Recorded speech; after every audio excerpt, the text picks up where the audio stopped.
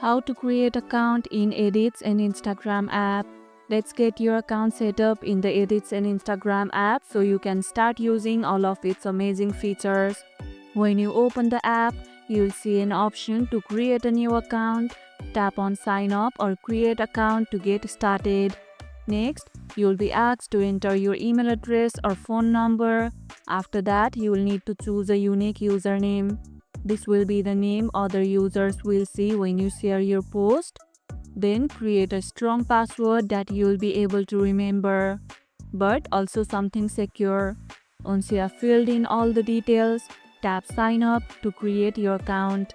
You may need to verify your email or phone number, so check your inbox or SMS for a verification code and enter it when prompted.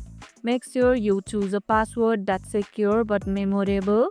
Use a combination of numbers, letters, and special characters for extra protection. Did you face any issues with creating your account? Let me know in the comments below. And if this video helped, hit the like button, share it, subscribe, and leave a comment. Thanks for watching, and I'll see you in the next one.